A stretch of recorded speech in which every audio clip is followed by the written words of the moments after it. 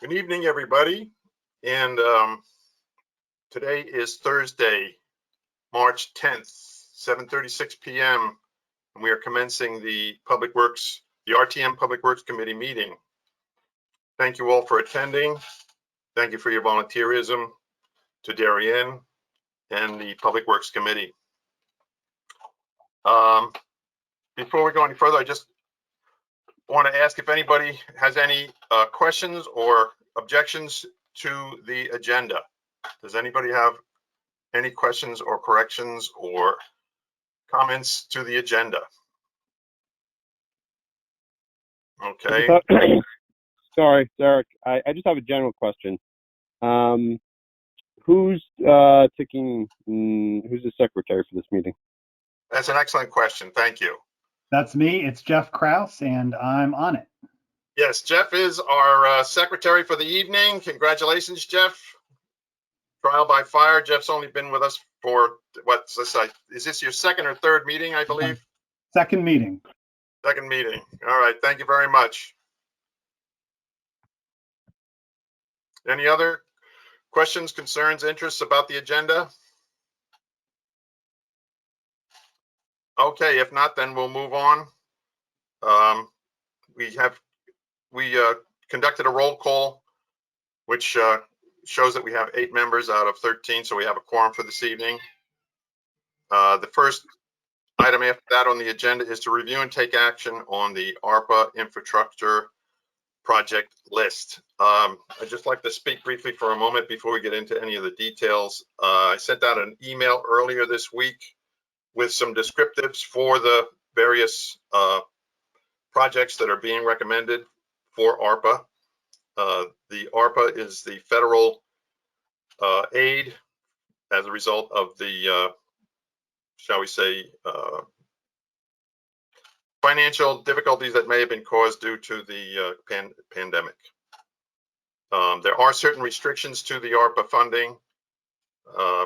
In our case, though, it specifically says that any issues related to sewage or drainage is allowed, so that'll work with us in Public Works just fine. So the first item that I listed, and we'll go through these each one by one, and I'll read off briefly what the description of the item is, and then we can talk about it if anybody has any further questions. Grove Street, Tilly Pond, stormwater piping. This is the downtown area of Grove Street along the area of Boston Post Road and Tilly Pond area. Suffered substantial flooding in 2021. Drainage study of this area, which began in March 2022, will provide much needed insight into causes of the flooding, an opportunity to correct and upgrade the storm drainage infrastructure with large pipes, and a possible rerouting of the storm drain may provide a solution in the form of additional capacity and flood relief. If this project is not implemented, this area will continue to flood and damage businesses located in the area. I believe this work will come to fruition in one way, shape, or form, particularly, and of course, it's all pending on the outcome of the study that we approved at the last meeting. Ed has estimated this to be $1 million. Ed is usually pretty conservative in his estimates, and I think that this project, in one way or the other, will be something the town will have to address. This is more just an issue of, can we take advantage of the ARPA grant in order to cover this, or will we have to face this another day and have to deal with it as a budget item that would probably be going as a capital funding through bonds, which are not for free. So are there any questions about this particular project and whether we think this is something that should stay on the ARPA list? I open that up to anybody who has something to add to the discussion. Ralph, it's Patrick Kane. I have more of a procedural question on ARPA itself. Yeah. I just want to make sure I understand the process here. So this list of proposed committee ideas is going to comprise in toto what we're going to apply for as a grant? And do I have that right? And if that's the case, what is the timing on that? So it's almost like we're approving or predicting what the outcome of, and I'm just looking at Tilly Pond. We just approved the funding of the study. We don't have the funding, we don't have the study done, but we're trying to guesstimate what the project's going to cost. We sort of got some carts and horses in mixed places here. So I'm trying to understand what the process is here. Yeah, you're kind of wondering which comes first, the chicken or the egg. Right. Yeah. Well, in terms of ARPA, in terms of the funding from ARPA, we've already received about half the funding, which is over $6 million. So the funds are there for us to draw on, and the remainder of the funds are due in the near future. So the money will be there for us to have and spend as long as it falls in line with their stipulation and restrictions of how it can be spent. I appreciate the question that you asked because I pretty much asked that same question of Ed Gentile. I basically asking the same thing, which comes first here, the chicken or the egg? His response, which I'll share with you, is that he does have an old report for the Grove Street project and information from the flooding last year to indicate we probably have major work to do. I used, as stated in the capital description, very rough numbers for rerouting, upgrading pipe sizes, and adding possible structures that will also include final restoration of the disturbed areas. In my professional opinion, this work in this area will be very expensive, and I tried to be conservative in my preliminary estimate of possible work. I believe that the Tilly Grove study and any project that is the result of the study is critical to the downtown area. Hopefully by April or May, we will have a better information on this project as well as the Saltbox project, which I provided to the Arpa committee, that same high-level analysis for a very preliminary estimate of probable costs. Please note that both projects will need to be gained before actual bidding and construction can start. So best way I can answer you, and maybe Jack Davis can chime in here if he's inclined to do so, is that I think we're putting this on the list on as if you will, like a placeholder for money that we would spend to this project, assuming that reports come through and that we all are in agreement that it is a project to go forward with. The ARPA list is not etched in stone per se. It's going to have ebbs and flows. There are some projects that might come in costing more than what was estimated, and some that could come in for less. And so there's going to have to be some period of adjustment as this process goes forward, where as I say, some projects will change over time. And then if there's any overspending past what's available in ARPA, we will have to go back to I believe the Board of Selectmen and say that this is on the ARPA list, but it's turning out to be more costly than what was estimated in the ARPA list. We may need a special appropriation. And conversely, it could occur where some projects could come in under what is estimated on the ARPA list, and which time money would be given back to the Board of Selectmen to go through with the ARPA committee to come up with other projects that could be added in that were not maybe necessarily on the original list because funds are now available. So this is going to be a work in progress, and this would be the starting point, but it is by no means the end of the process. And that's the best educated answer I can give you at this time. I hope that gives you some better guidance about that. So should we think of this more as a working wish list? Yeah, I think that's one way to look at it. It's one we're going to go forward with at this time, but it is going to be subject to change as conditions change, and certainly as reports that are in process right now, come to fruition, so we can see in more specific detail, in fact, how involved these projects are, and in fact, what they are going to cost. Again, I would reiterate that anything that we do through ARPA is going to help the town to avoid having to capitalize these items with bonds and bond rates and bond fees. So that's something to keep in mind, that anything we do here is something we can save on money that we would have to spend through our own resources otherwise. Okay, So, thank you. Ian, did If you I have a might question? say, Yeah, Joey, go ahead, Jack. Ralph, you did a wonderful job explaining the ARPA. The only slight modification is that this really isn't a wish list. This is how, and the schedule that was sent out in total is going to be attached to the resolution. This is where we're looking to allocate the funds. Again, if a project comes in more, it will go to the Board of Selectmen, Board of Finance. They'll determine whether or not to move other monies around or to possibly go for bonding, take money out of the general fund, special appropriation. If it comes in less, it gets swept into the contingency, and then that has to go through the full process again of Board of Selectmen, Board of Finance, and potentially back to the RTM. So the only modification is these are the projects that we're looking to accomplish with the $6.3 million.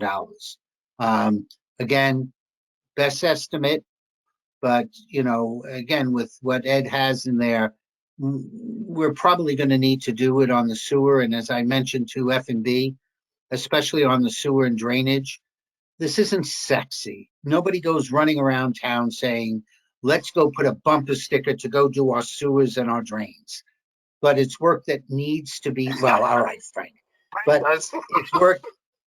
it's work that needs to be done, and it's right in line with the ARPA requirements and that. And so it's a great list to have on here. And it will save our taxpayers significant money down the road if we had otherwise done it and bonded it. I'd just like to add one thing that So if I understand I'm sorry, go ahead. I just want to make sure I understand the ARPA thing correctly. So we have essentially been allocated or granted $6.3 million, and now we're going through the process of deciding what projects we're going to spend that money on. That's correct. Now, just as background information, Okay. The Board of Selectmen created a special committee, the ARPA committee, which was chaired by John Zagrodzky. And many of you know him from his time on the Board of Finance. He was the chair of Board of Finance for many years. And they reached out to the various parts of local town government, you know, Public Works, Parks and Rec, Health and Safety, and, you know, said, give us your thoughts on, within the bounds of ARPA, what are the different projects that you would like to see funded? And so our portion is somewhere a little over $3 million, or roughly about half, maybe a little more, a little less of the total. The reason, so we have the biggest dollar amount only because the price tags on these projects are big price tags. And so this was not something that certainly was not arbitrarily put together. It was something that some time and effort was put into with the involvement of different parts of local town government. And so that has brought us to this list. Okay. And the other thing to keep in mind also is when this is submitted in accordance with the regulations of ARPA, it is subject to audit by the federal government. They're going to check what you're spending your money on. They're going to want to know that the projects are being done and completed. So this will be watched, if you will, by the federal government. Yes, Frank Edelman. Hi, Rolf. Sorry I was a little late to the meeting. Can I just ask one question about this ARPA list? I appreciate your describing how this was developed, but this doesn't sound like there was as much kind of transparency in public process as maybe there would have been for like the normal budget process for capital projects. If there's anything that we want to add to this list in the future, is there an opportunity to add to this, or is this like a one-time, one-shot opportunity? Well, the first thing I would say to you is I'm fairly certain that Ed in his chair as the ARPA committee did have a public hearing for this list. I'm pretty certain that that did occur. It was one meeting as far as I know, so it wasn't something that was, held 3 or 4 times over. Okay, so there was an ability for the public at large to have input. In terms of adding or deleting, I think I would have to defer to Jack. I'm pretty sure that, as he said earlier, this will be the list that is tagged with the motion on the floor at the full RTM to pass the resolution. So that will somewhat lock us in. But again, if there are overages or underages of funding, there could be some flexibilities where some programs that were taken off the list, by the way, this is what the list was narrowed down to from a larger list. So there's a possibility that some other items that had been previously taken off could be put on if some of the others that were approved earlier come in under budget. That sort of thing is certainly possible. Does that answer your question? I think that's sufficient. Yeah, thank you. Okay. Yes, Patrick. I just taking Frank's point one step further. The first and perhaps shame on me for not being more involved on knowing what the construct of this list is and the development of this list until I got it earlier this week. We're being asked to opine with a vote and approve or not approve something that this is the first time that we've actually looked at this list. And it's not that I don't trust what went into this, but our role in government is to trust but verify. And I'm looking at a couple of projects here as I pan down that are $1.5 million, and there's 8 or 10 words attached to each one. And again, it's not that I don't trust, but they're asking for us to approve something that we don't really know a whole lot about. Do I have this wrong? Sort of. Okay. You speak, First- Jack. First, the committee met on several occasions. The RTM actually did have a representative on the committee. It was Martha Banks from F&B. And those of you who know Martha and those who don't, Martha's reasonably conservative and pretty good on making sure that what's being discussed has some backup to it and why it's there. Martha's a former Board of Finance member. And one of the reasons why we put Martha there from F&B is that it's somebody who we truly trust in doing the scrutiny, Patrick, that you're talking about. The committee had several members, including members of the Board of Finance, the department chairs, and it was really broken out into 3 areas, one being health, the other being the infrastructure, which Ed was part of, and then everything else. And there's a little nuance to the everything else, which I'll get in more detail on. Once we vote on this, these are the projects that we're looking to do. Now, that being said, there will be some flexibility down the road. We have to outline all of the projects that we're going to be spending on by December 31st, 2024, and all the money has to be spent by December 31st, 2026, or we have to give that money back.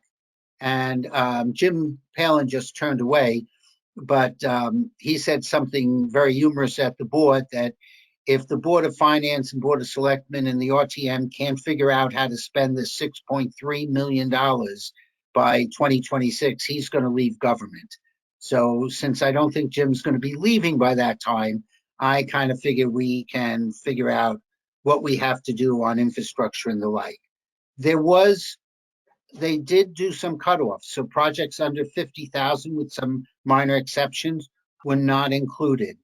The lion's share is infrastructure, where it should be. There's another 200 and so thousand on health, about 500,000 on grants for food insecurity, mental health, and other grants, which was very consistent with what the COVID-19 concept was. And then there's a slew of other projects, including Park and Rec has some that's there. And what they did on some of these capital is take a look at the 6-year plan that exists, that's done by the Board of Selectmen, and then pick out which projects they thought best fit into the ARPA and we could deliver on. So the committee met several times. If you do want backup, they were all recorded, so it's on the Vimeo to hear what the discussions were in that. The last two don't worry about because they were really quick meetings, but the first couple are worthwhile.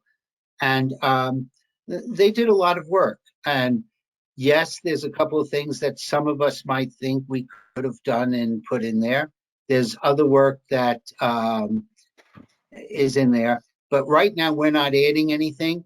We can make suggestions to Kate and say, you know, if we have funding, could you consider this? And, you know, that'll depend upon the contingency. I don't know if you want to add anything to that, Jim? Well, I guess the only thing I would say, point out about a couple of these projects, guys, and it's for those of you that don't know me, it's Jim Palin. I'm the, I guess, lucky or unlucky chair of the Board of Finance. You know, so, some of these projects in here, and I'll kind of point out the, like the Saltbox Coachland area. You know, we all, you know, Board of Selectmen, Board of Finance, and the RTM approved, I want to say upwards about $40,000 a couple months ago to start doing all the original sort of survey work, trying to find out sort of, you know, what's going on with there. So some of these projects like that one right here, that $1.5 million that's kind of popping up, it's on this list, but it's not a new project. It's something that certainly Ed and his team has been looking at for a while. And I would say similarly on the, like on the Rings End Bridge, this is one you may have heard us talk about, you know, a month ago, where they're doing some emergency work to get it stabilized right now. And then this 163 was part of a sort of larger design for sort of a long-term fix. Jim, I'm sorry to interrupt, but that Rings End Bridge listing on my agenda there is not totally accurate. I listed it as the Rings End Bridge Dam repair, which is incorrect. It's a repair for the Rings End Bridge. Okay. Yes, not the dam. Apparently the bridge, which is subject to state inspection, has been graded as being in poor condition and requires repair. And that money is to repair the bridge. And, you know, I'll read more specifics on it as we get into it. But that is something that apparently has urgency behind it because of the exposure that that bridge has to the elements and, of course, the pond. So that is something that's important and is why Ed put it down on the list. Sorry to interrupt. No, and Rolf, you're correct to point that out. I was just kind of talking about like this is a, you know, the bridge is a kind of sitting on top of the dam, and it's all, you know, these are sort of areas that had already been in Ed's radar, if you will, as well as some of these other ones. So although, you know, these aren't sort of new projects that he just kind of went in his office and kind of dreamed up. You know, these were all things that were already, you know, sort of being discussed and things that were, you know, although not part of this year's capital projects, we'd already made a couple of special appropriations for, and were, you know, certainly coming down the line. Yes. Yes, I would have to chime in and say that these lists, at least certainly in the area of infrastructure, I can't speak to the other, you know, areas of Park and Rec, etc. But these are real projects. These, as I said earlier, these are real projects that we are going to have to address as a town one way or another, sooner or later. I think the difference now is that we have these funds available to us through ARPA to address these bigger ticket items, and we can avoid having to bond and all the costs associated with that in order to get these things done. So it's a significant opportunity for the town. And we've all know that, you know, anything related to drainage is high on priority for the town, the town's people. and a number of these fall within that category. So I think my own feeling is that they are worthy for us to consider and go forward with, particularly with this grant from ARPA.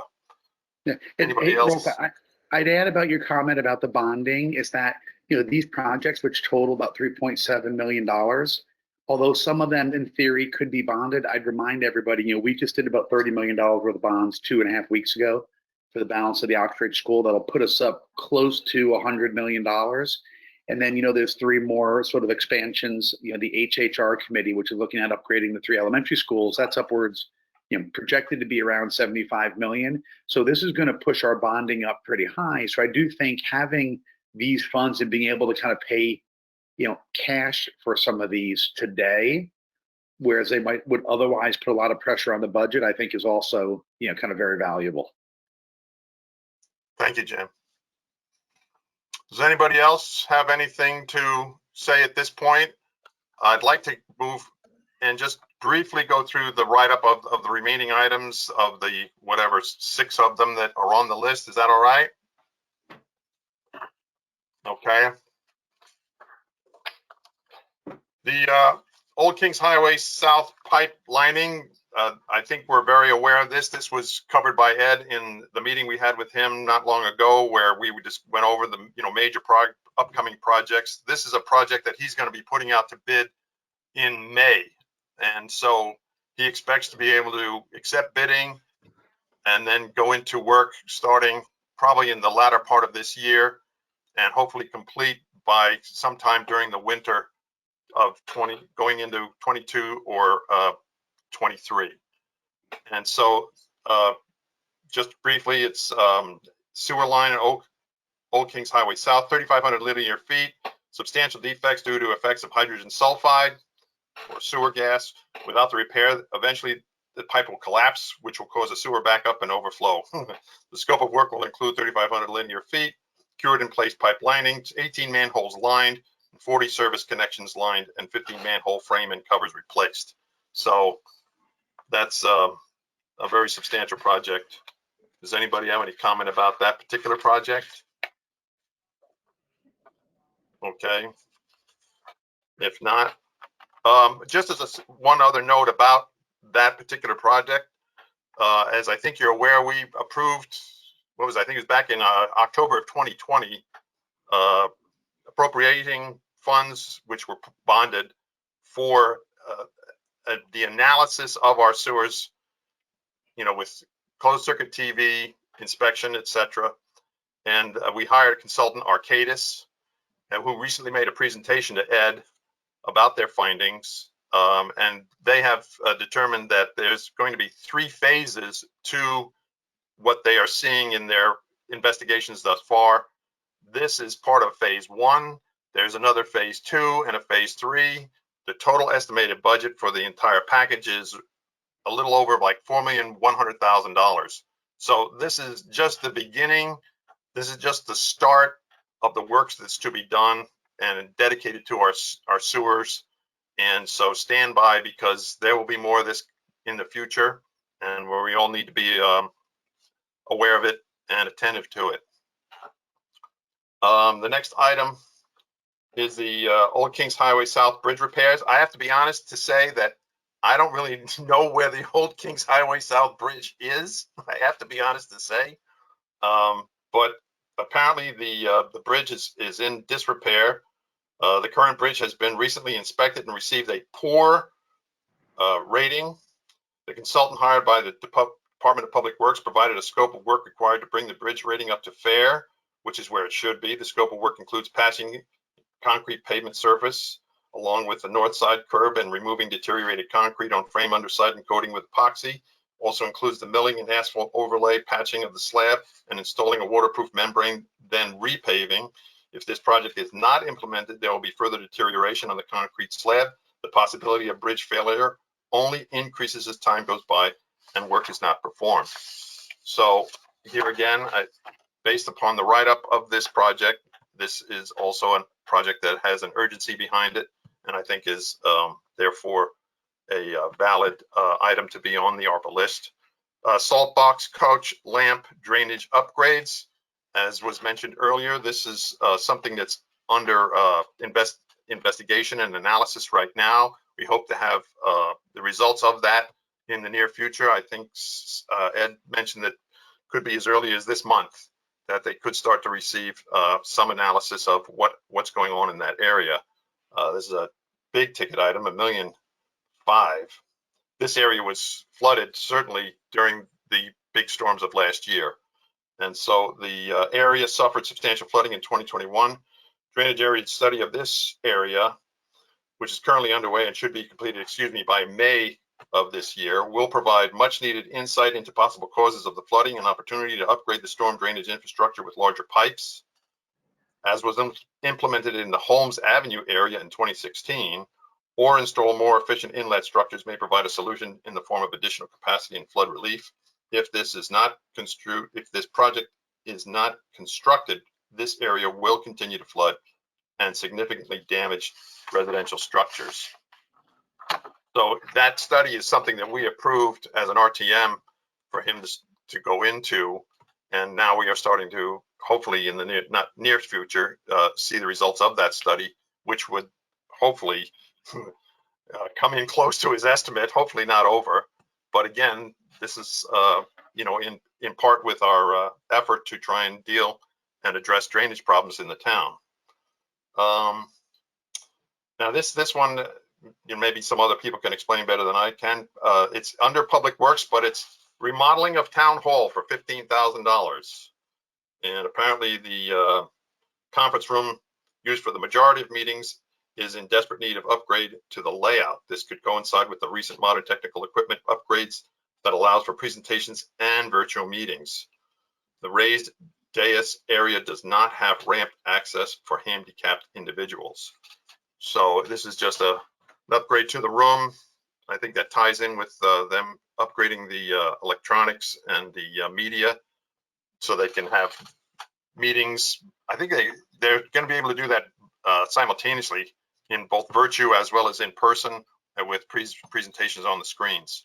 So it's bringing the meeting room a little bit more up to date with today's available technologies. And the last item, the Rings Ed Bridge repair, not the dam, the bridge repair. I'm sorry to have that erroneously listed on the agenda. This is for $163,000. And the current bridge has been recently inspected and received a rating of poor. The consultant hired by the Department of Public Works provided a scope of work required to bring the bridge up to rating to fair, which is where it should be. The scope of work includes repointing the bridge abutments, wing walls, and piers. It also requires that the riprap be replaced over the exposed footings. If this project is not implemented, there will be further exposure to the footings, and the soil behind the abutments will continue to be removed by the tides. The possibility of a bridge failure increases as time goes by and work is not performed. So that's the list, the ARPA recommended list. So our assignment here tonight is to come to some consensus as to whether we think the list is viable for submitting as part of the ARPA list. This will come up in the resolution at the next full RTM meeting. So I would present you with a resolution, but I don't think that's been finalized as of yet. Jack may be able to add to where that is at this point. And I open this now to any comments or questions.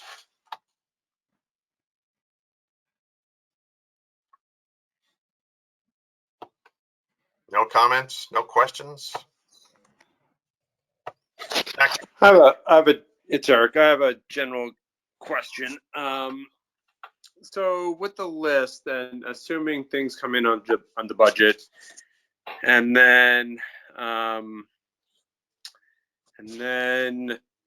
do we consider what's on the rest of the list, or at some future date, or do we get a new list together, or how would that work? Because you said earlier that Ed's conservative in his estimate, so it seems like there could be room for additional items. Yeah, well, if the work is done and it comes in under budget, you know, that those funds would be returned back to the Board of Selectmen. Of course, it would be dedicated still to ARPA, okay? And of course, that at that point, the Board of Selectmen can reconsider how those funds would be spent again in regards to ARPA. That could.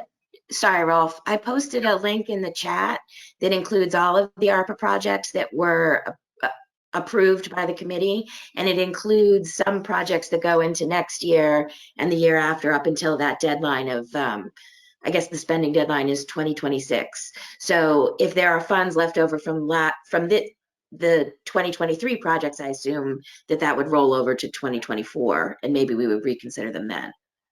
So Yeah, if I might add, go ahead, Jack.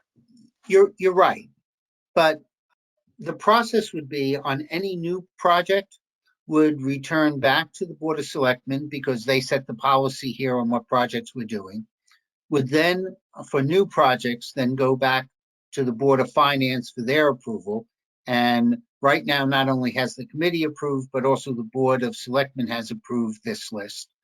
And then after the Board of Finance, it would return to the RTM for the final approval. So yes, there is some flexibility. Yes, there may be some new initiatives that come along that might be added that wasn't on the original list of suggested items. But that's a process that's be ongoing. I suspect that the Board of Finance will be getting periodic reports on what's been spent, what the projects are. They'll know about if projects are intended to be over and under, and there'll be tracking done at the Board of Selectmen, Board of Finance, and I promise the F&B committee will also be watching reasonably close to know what's coming on. So, so there are the controls there. And yes, we may be coming back next year and saying, hey, based upon the funding and now that we have some better estimates, we have some extra money, and here's how the Board of Selectmen is recommending where to move it. We do have contingency. It's maybe about 2%. It's not a lot of contingency there. So, you know, we're hopeful that we end up with more projects that have been overestimated rather than underestimated. But please understand, on every one of these infrastructures, should it be decided that, let's say, $1 million project comes in at 1.5, the Board of Finance has the option on several ways on how to pay, including putting part of it under bond, because we can have Arpa and bonding on the same project. That's allowed. And in that particular case, it would come back to the RTM for the remaining appropriation and bonding. We should consider this list as if we're doing the capital approval that we do during budget. So here are the projects that are approved. Once the Board of Finance will be looking at it on the 15th, on the 16th, there's several other committees that are meeting on this, and then on the 21st at the RTM. This is no different than when we approve capital. Each one of these projects have its slated appropriation, and funds will be put against it as they move forward and adjusted as they know that it's even over and under. So in that particular case, it's similar to what we do every May when we approve the capital budget. I hope that gives some solace to people, and that there, I promise you, there's enough procedures and controls in here that we're looking, because it is $6.3 million, and we want to make sure that it's spent appropriately. Jack, Frank here. Can I just ask another question? How was that figure of 6.3 million arrived at? Is that like an allocation to us from some higher level entity, or is that a function of some request that we originally put in? Like, if we had, could that have been 20 million if we had played our cards differently? No, it's I can't tell you that I know the exact calculation that was used in the federal government to give to the state, to give to the towns. But someplace like Norwalk is getting about $35 million. So I think it's based upon your population, based upon what's going on in the town, on certain parks. If you have distressed areas, they get maybe a larger allocation than we do. Darien doesn't quite qualify as a distressed area. So, it's a number that was derived, and similar to any federal allocation that isn't a per student type of thing where they have a dollar amount. Yeah, I'm sure there's a formula someplace, but we could go gray trying to figure out what it is. But so that came to us top down. We didn't have a lot of input or ability to influence that number. We now have bottom up in determining how we're going to use it. Yeah. Thank you very much. And Frank, it was largely based on population, but the one thing I'll say is, Connecticut doesn't have any county government.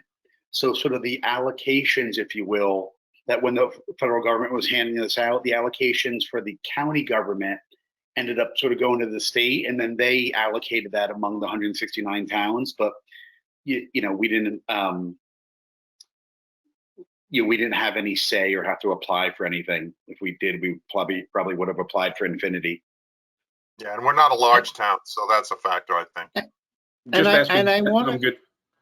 So for anybody who's been reading the ARPA requirements, because several of us were reading it and we were scratching our heads with how some of the other projects that you're going to hear reported by Park and Rec or by Public Health and Safety, and there's two or three by F&B. We were scratching our heads how they made it onto the list, because they didn't fit some of the original guidelines of what ARPA was saying.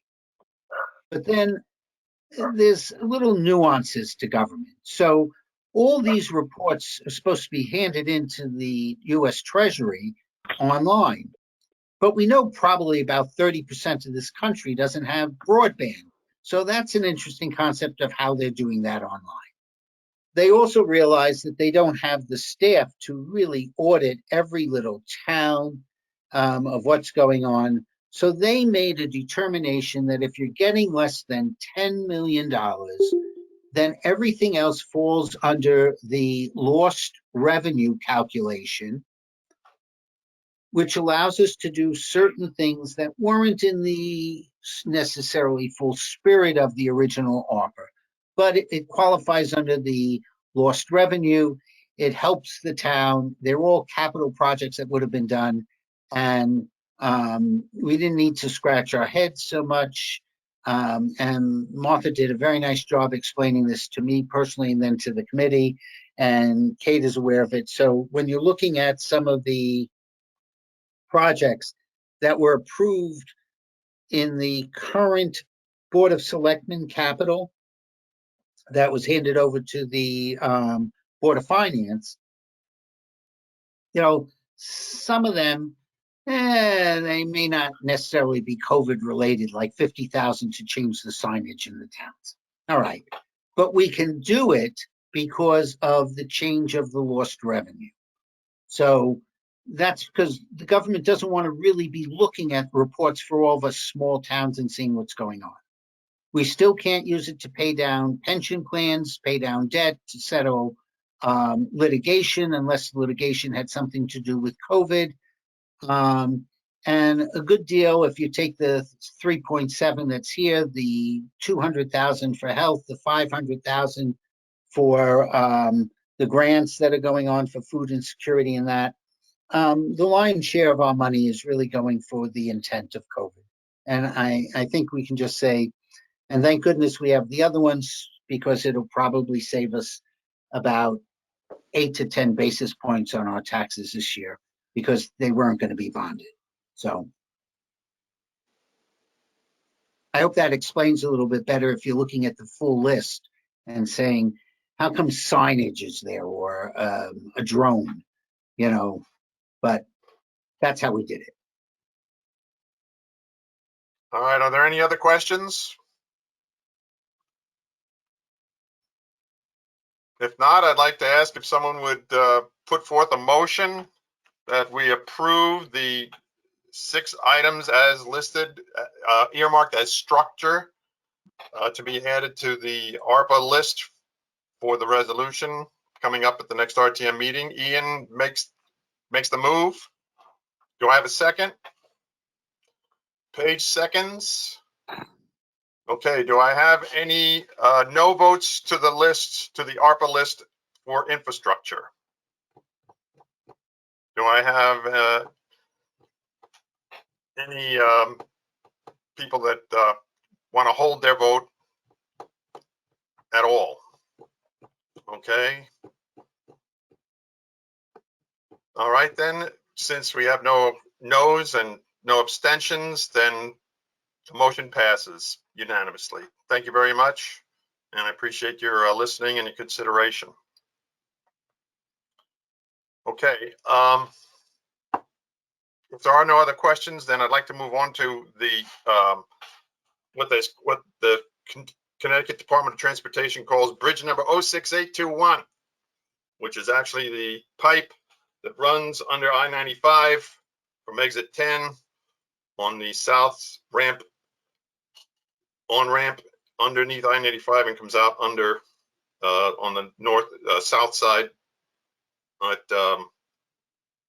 and comes onto Bakersfield, the canal drainage that runs behind Bakersfield. The last public meeting was held last night, and of this committee, Frank attended, Patrick attended, and I attended. Also Jim Cameron, who's affected in that area because he lives on Dubois, which runs parallel to that drainage behind Bakersfield. And I don't know, I'm sure Frank has some thoughts about it. My thoughts are that certainly this project is going to go ahead. They're still formulating their design plans. They said that they were about a third of the way through the design plan. A number of questions were raised. It was all done by typing in your questions, which made it a little bit awkward. My own feeling is that they are marching along and following procedures.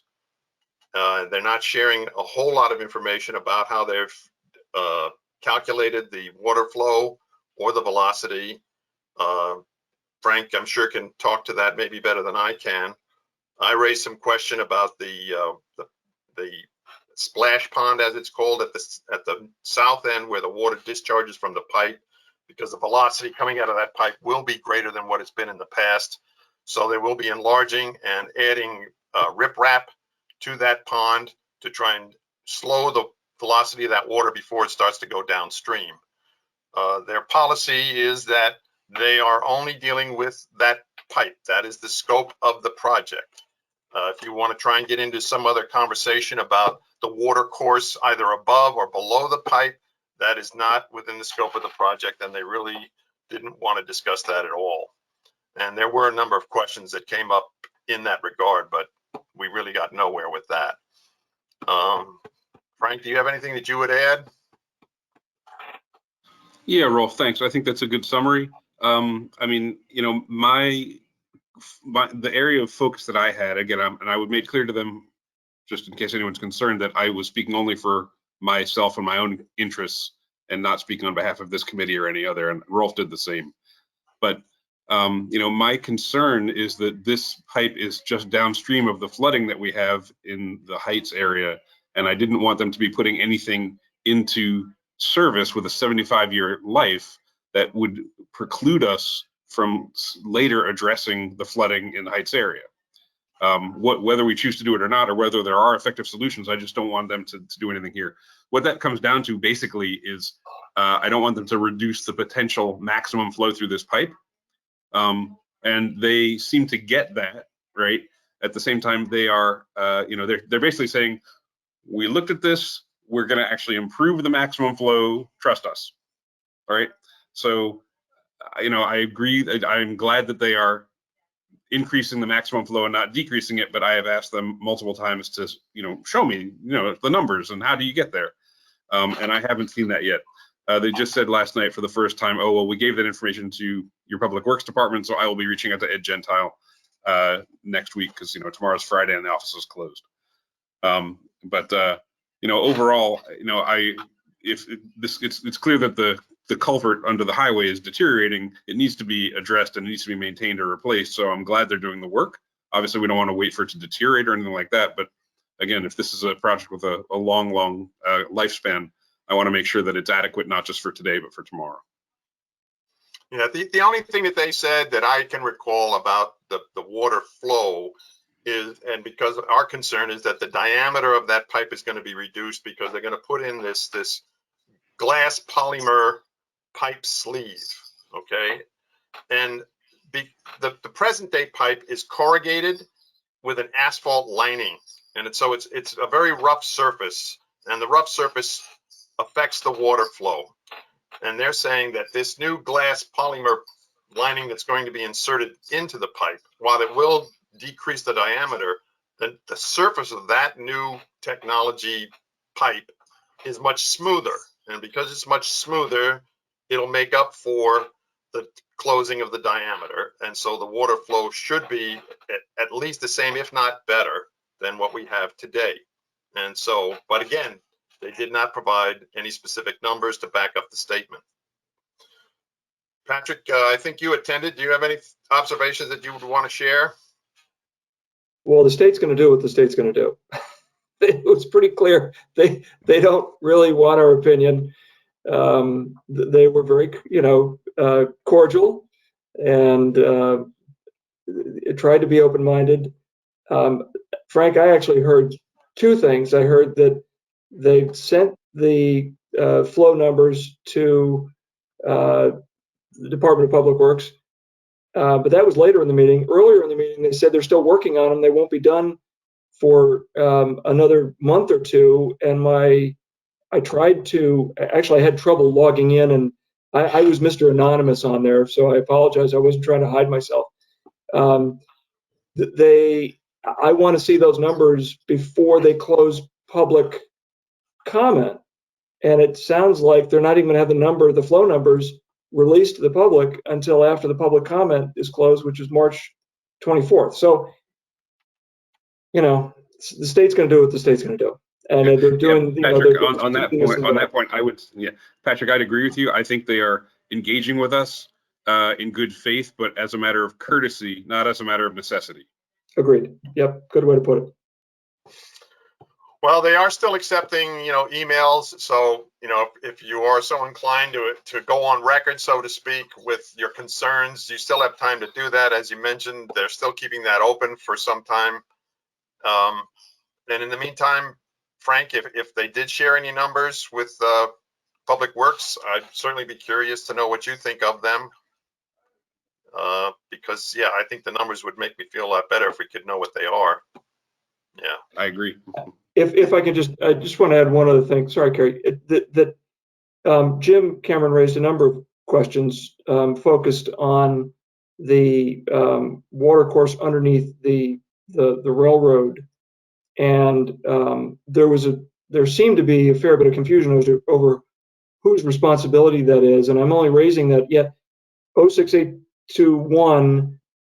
That project doesn't involve upstream, but I was very concerned that they weren't really focused on what's going on upstream. And we're very quick to say, it's the town's responsibility to make sure we don't get too much more water flowing into that pipe, because, if they do, that's the town's fault. So it was a little disconcerting, but I think what it does raise, and Jim tried to do a pretty good job of making sure that, at some point the state's going to have to focus on that I don't know what it's called, culvert. Thank you. And when that happens, I'm hoping that the state is going to respond if it turns out to be a problem. They're certainly well aware of it now. Yes, and the other issue is a project that Ed had submitted to the Department of Transportation, who owns that parking lot near where the depot is, and the fact that that's a non-permeable surface, that entire area of that parking lot, and all of that water in a heavy rain, or any rain for that matter, goes right down into the drainage openings on Heights Road. And it doesn't have the capacity to keep up with it because it's a non-permeable surface. There's no absorption of any of that water. It has to go off of that parking lot, has to go through those drains, and that's part of the reason why Ed submitted that project, to say that, you know, we have to do something to hold that water, slow it down, because eventually that does go to that pipe that goes underneath the railroad. And they're aware of the project. I got an email from them the day before the meeting acknowledging that we had asked for that project and saying that it's still under review. Well, it's been under review now for several years at least, and with no disposition.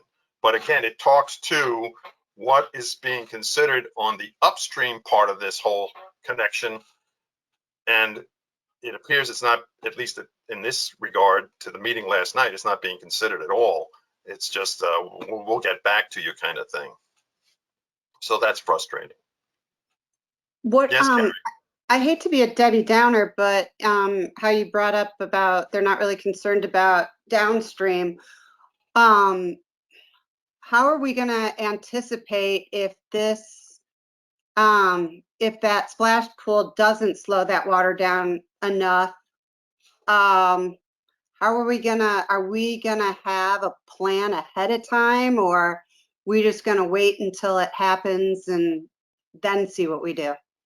Well, I asked a question that's, I think, relates to what you're asking. I said to them, listen, what happens if that splash pool turns out to be inadequate to the water velocity that's coming out of that pipe after the project is completed?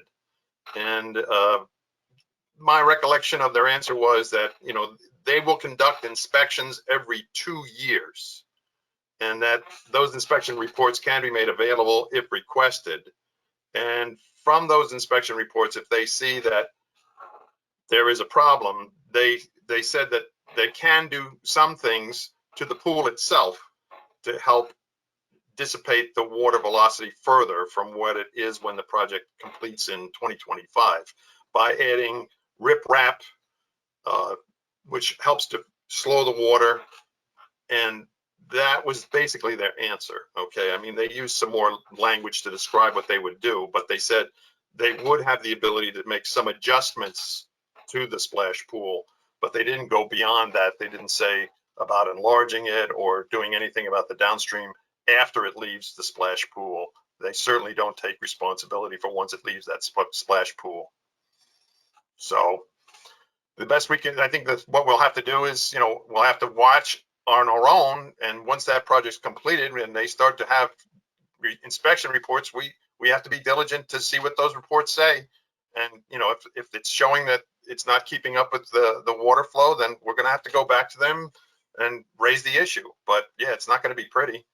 Well, might we not find that out before they even get around to that 2-year time period? Well, one of the ways I think one of the ways we're trying to find out beforehand is for them to share their numbers, because that's really, I think, one of the ways that we can know better beforehand what's going to come out of that pipe. And we haven't received that information. So that's, you know, Frank, do you have a comment? Yeah, I mean, Rolf, I first of all, I completely agree with your assessment of their remedies. Their remedies are limited to modifying the splash pool in the footprint that they are going to give it. They explicitly said they don't have the ability to make a larger splash pool because of the adjacent landowners. And, you know, as we think back to the things that they said in the February 11th meeting, right, everything they're talking about is basically is predicated on that the volume of water coming through this is not going to be any greater, even if the velocity coming out is greater. So by modifying the pool, they're trying to dissipate that extra energy of the higher velocity water. However, if we get not only higher velocity water, but also a greater volume of water, then I think that splash pool runs the risk of, in fact, being inadequate. And that can have the downstream consequences that we talked about of erosion on private property, or even erosion in the town-owned culverts underneath the streets in that area. Which, you know, that's been, for me, that's been the biggest concern all along, is I just don't want to see either somebody who's got adjacent a land bounding that stream having a flooding problem, and I certainly don't want to see the town-owned culverts get eroded out that are currently holding up the roads around there, because that'll be obviously a serious problem. Yeah. You know, if you follow that downstream, Where it did the comes all the splash way. pool come out? The drawings were clear as mud. The Well- splash pool, I think, is on Maple. Yeah. It's between like two driveways, basically, on Maple. There's 27 Maple and 29 Maple. If you go drive past those houses and look between the two property lines, you'll see an open ditch drainage canal, if you will. And behind there is where that splash pool is. And it then comes down under Maple and then eventually comes out to that drainage canal that runs behind Baker Field.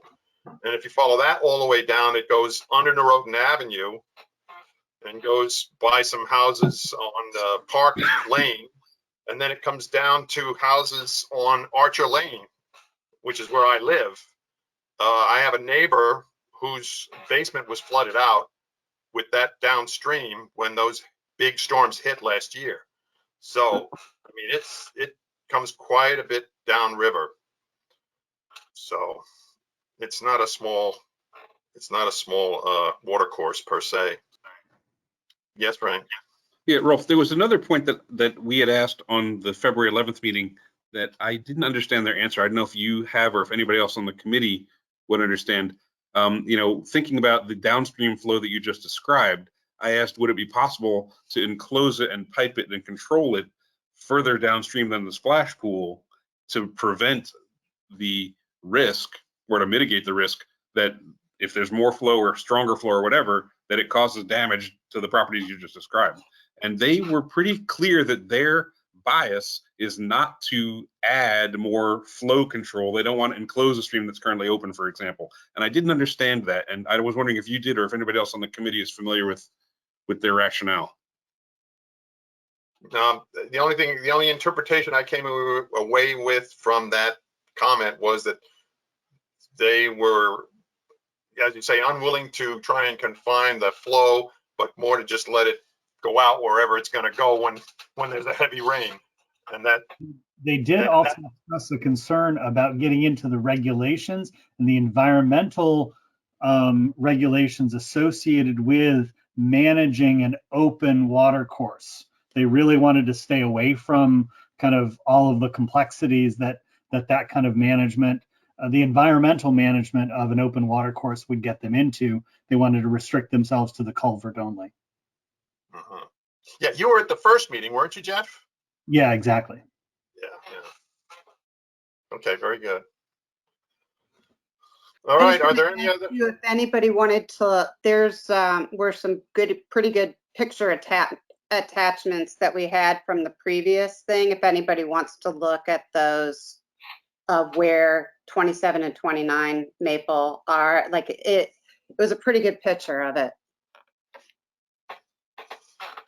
Yeah, I sent out, I think, the pamphlet in a recent email. And yeah, it's a PDF, you open it up there's a number of photographs, and I believe there's one there for that area of those two houses on Maple where that comes out from the splash pool. It's really not a very big. No, I'm sorry? on Maps, you can see it as well very easily if you just pop those into Google Maps. I'm looking at it now. It's not that big. No, it's not big at all. Plain as day. Yeah. Okay. All right. Does anybody Hey, else have one anything to last say about? thing, were there, besides Jim, were there any other, I know a couple neighbors were there at the February meeting. Were there any other neighbors there expressing their concerns about it? Or just Jim this time? Not that I recall. I mean, Jim was the most vocal of, just a resident representing his interests, if you will. He didn't speak as a, TV 79 Right. spokesperson or anything. He's just speaking as a resident. Okay. It was hard to know who was there because there wasn't really a list of attendees. Okay. Thank you. All right, if there's no other comment or questions about that, then I'll just move on quickly. I mentioned in our last meeting that we were going to have liaisons for some various commissions or committees. Frank, do you have anything to say about how we're doing with the sewer commission? Yeah, Rolf, unfortunately, I can't report anything on sewer commission. I was, I did not attend that meeting. Yeah. Apologies. Well, yeah, I think I did listen in on TV 79, and the one thing that they did discuss, which is going to come up, and is I think will probably be a capital appropriation requirement. The heavy storms of last year came up quite high, particularly with the pump stations, the sewer pump stations for Stony Brook and Nearwater Lane. And it got to the point where if it had risen much more, it could have taken out the controls and circuitry for the pumps. And of course, once those sewer pumps are not in operation, then you got a real big problem. So they're looking into they're looking into having to raise those pumps, or at least the controls and circuits, because the pumps can be are submersible, but those controls and circuits they're saying are going to have to be raised at least a good 3 feet from where they are today. And so they're looking into how they're going to go about doing that, getting that done. It's going to involve a number of different people. Certainly Eversource would be involved, as well as engineers, et cetera, et cetera. So Ed definitely conveyed a concern and a sense of urgency about it, having the experience of last year. And he was particularly concerned about the Stony Brook pump station. As I'm sure some of you or many of you are aware, that substation is just off Post Road, just down from Renshaw. And so it's very close to a residential area. It's very tight fitted location there. And so it's going to be a challenge to try and raise those controls and circuitries the way they must be done in order to avoid any future problems with heavy rain and flooding. So I'll just pass that along. Jackie, I forwarded to you the WestCog strategy plan for what I think it's a 6-year strategy plan. Yes. And the reason why I sent that along to you is that that group is the group that has an influence and its overview on our town advisory committee on sustainability. And so it's going to be interesting to see, their initiatives in their 6-year plan, strategic plan, and how that then ties in with the advisory committee and what they're going to try and do to try and meet what those goals are. So Yes. I just mentioned that to you to keep your eyes and ears open on the advisory committee. I don't know when their last meeting was, so I have no idea. The advisory committee is meeting again on the 13th. So I'll go to the Darien Advisory Committee, not Yes. WestCog. I did subscribe to the WestCog newsletter. Oh, you did? Oh, okay. So, and I just wanted to mention, it's interesting to me on the topic of sustainability. The Connecticut legislature just introduced a bill that would offer rebates for e-bikes. And if you haven't investigated or used an electric bike recently, they've really come a long way.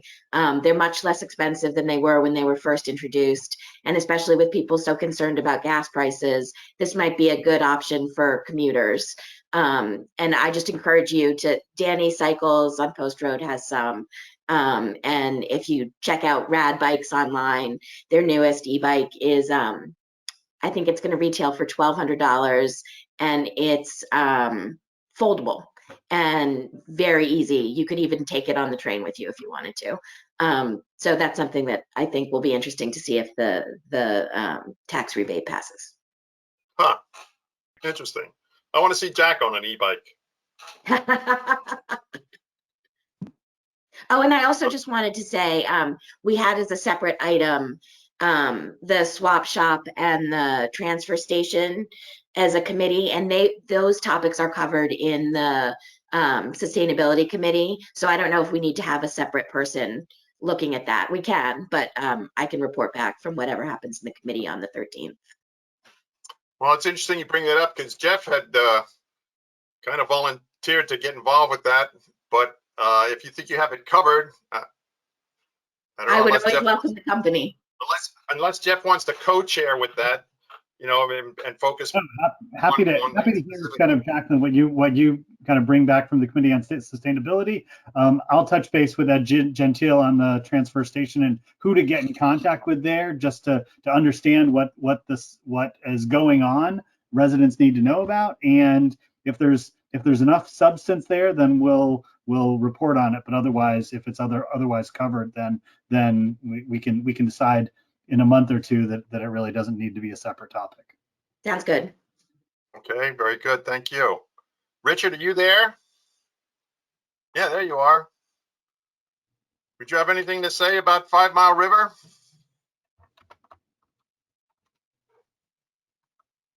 We'll come back to Richard if he wants to chime in.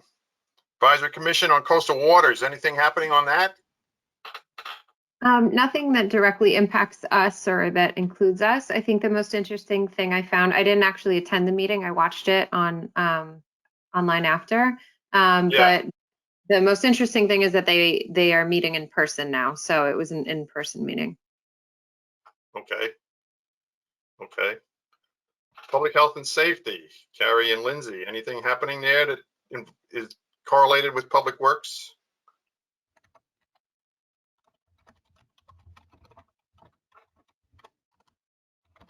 I was out of town, and then so I don't even know. I'll look into that and jump into that one this month. Okay. Okay. All right. EPC, I listened in, not entirely, but in parts of the most recent EPC meeting. Boy, those people get deep in the weeds, no pun intended. It was close to a 3-hour meeting, and the best summary that I came away with that I can share here with confidence is drainage. I mean, clearly because they're the Environmental Protection Commission, they're dealing with properties that are in environmentally sensitive areas, areas that we want to have protected from any pollution of any sort, pesticides that might leach into the ground, etc. And so drainage is a big part of that. And they're very focused on trying to get everybody to keep their water on their own property as much as is feasible. So that I would pass on. I'll continue to stay in touch with those meetings and report again at the next meeting. We discussed the transfer swap shop. Calendar-wise, Board of Selectmen submitted the proposed budget to the Board of Finance. The Board of Finance had a public hearing on March 8th. Jim, is there anything since you're here, is there anything you'd want to share with the committee about the public meeting that was held on the budget? Yes, on Tuesday we had our public meeting, and it lasted, I think, 3 minutes and 14 seconds. That long? We had one speaker from the one of the co-chairs of CDSP who spoke, and that was it.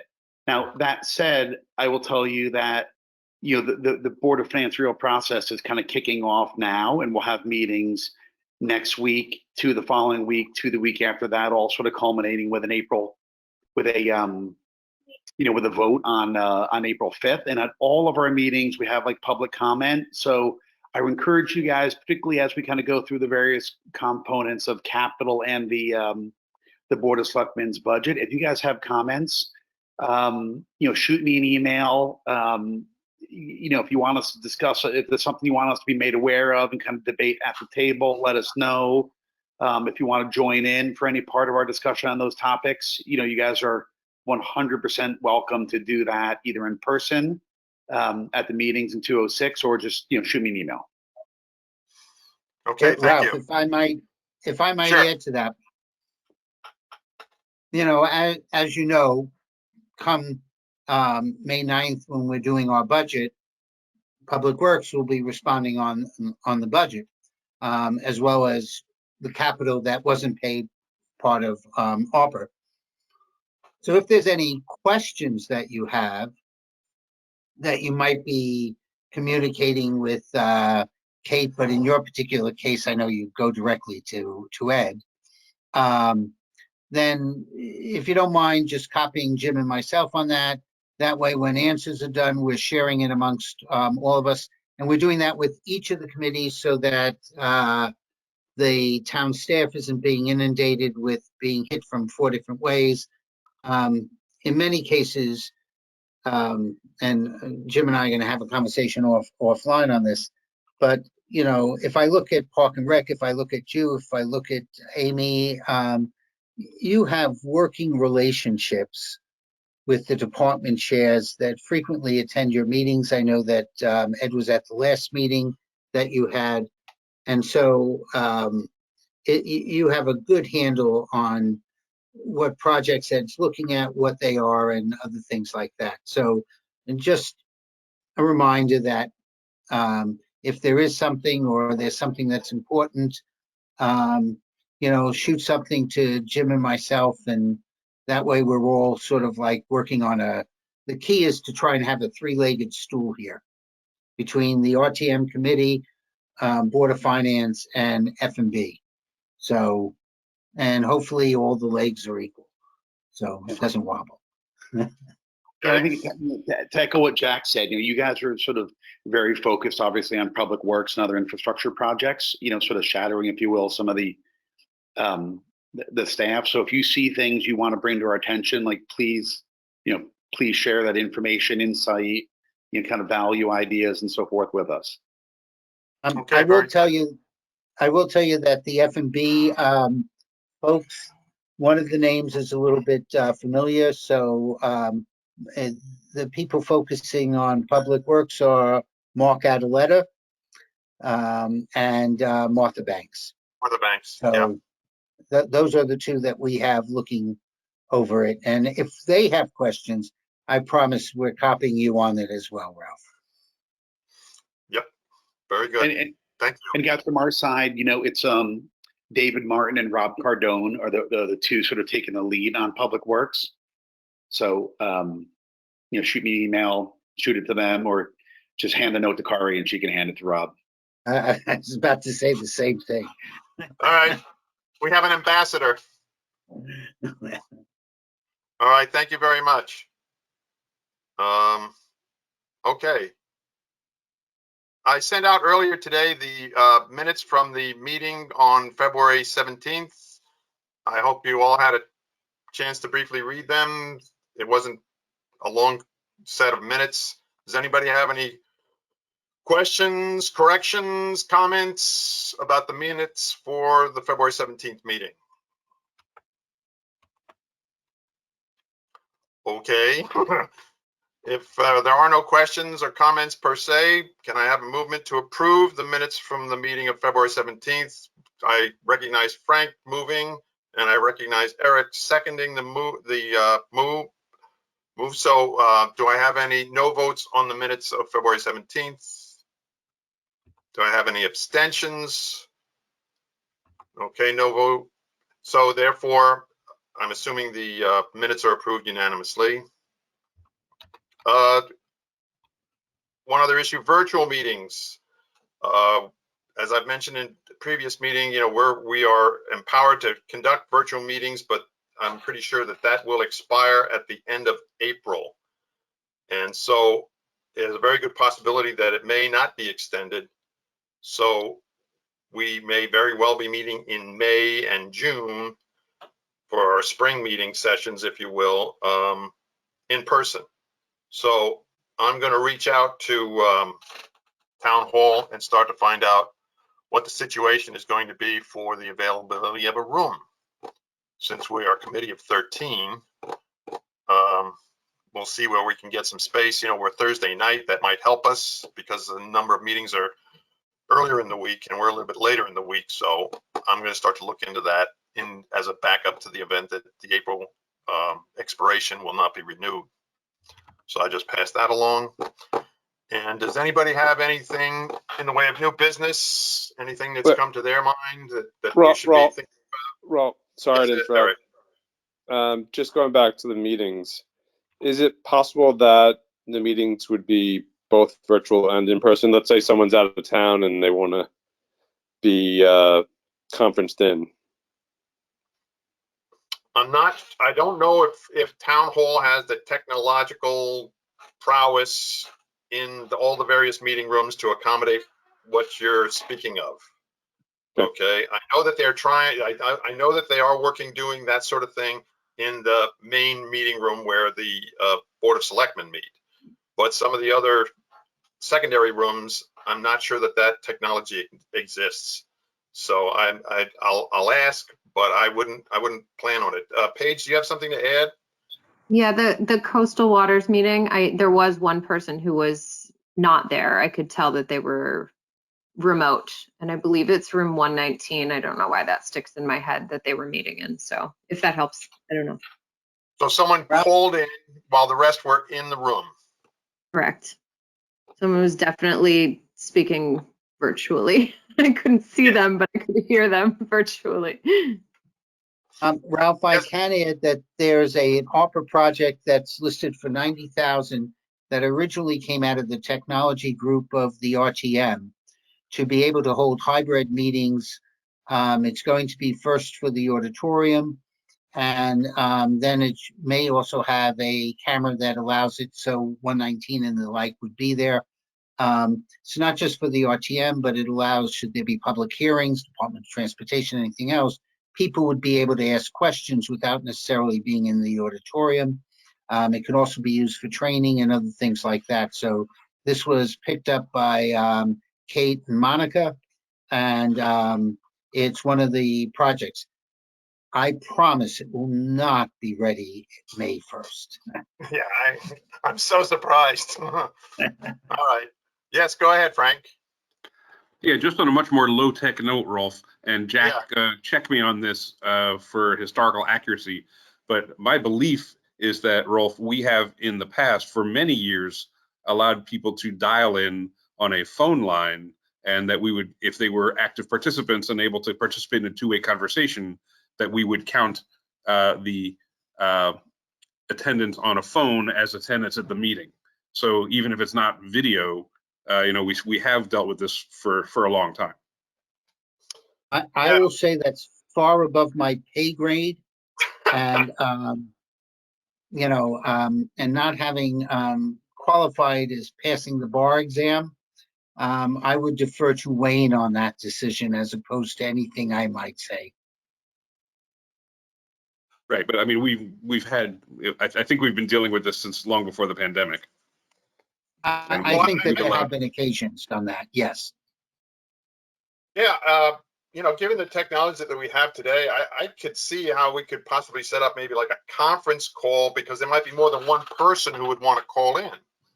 So exactly right. So we've used like a conference bridge, but usually that's been kind of at the discretion of the chair of the committee or based on who had access to what on a private basis. We haven't done it kind of as a town organized thing. Well, remember that connection? Can we just continue to use GoToMeeting and just use this structure and stick a laptop in the center of the table in town? Okay, thanks. All right, Ian. Why not? All right, Frank, did you follow all of that? I have a bad connection with Ian. Yeah, I would think Ian was just suggesting that we would just find a way to have either a conference call or something like that. Apologies if I haven't understood properly. Yeah.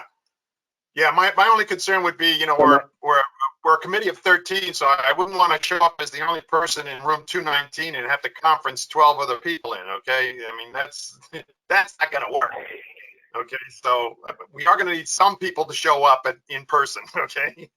So I may need to set like a limit or something like that, okay? Otherwise, it'll just get crazy. Yeah, Paige, go ahead. I do have a question since I've never been to an in-person meeting yet. Do you like RSVP, or how do you know that we're going to have a quorum and that you're not going to show up for nothing? Well, I think, yeah, we'd have to coordinate, you know, who's going to show up in person, but more to the question, who's going to want to be on a conference call. And that way we can come together with, okay, we're lined up 5 in person and 4 on conference, and that gives us 9 for a quorum, and go from there. But as I say, I think, yeah, I can't conference, 12 people in a 13 committee. Any other comments? I've been sitting in on the rules committee, so I may just do that again on the next rules committee, and at least throw that question out there and see what kind of response comes from the rules committee about it. Any other comments? Okay. Anybody have any new business? Anything new that you're thinking about that's public works related that we should consider either for a future meeting or otherwise? No? All right. Well, I appreciate I do have everybody. one thing before you adjourn. I do want to Okay, say go ahead. this was, it's just a pleasure to listen to this committee. I can't tell you how much I learned about, we handle the finances and that, but all the detail that I heard today, and even thinking that I can track where some of these places are now by hearing the roads. This has always been a great committee, and this is a phenomenal meeting for somebody like myself to listen to. And I want to thank you for allowing us to just be part of it. Not at all, Jack. You're Jack, always welcome. Jack, if you want to take it one step further, you could probably ask Ed if you could intern for him.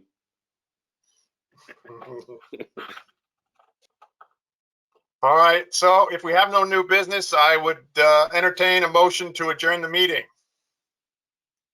Is anybody willing to give a motion to adjourn? Ian gives a motion. Jackie seconds. All in favor, say aye. Aye. Aye. This meeting is adjourned. Olivia, you can stop recording. Good night, everybody. Good night.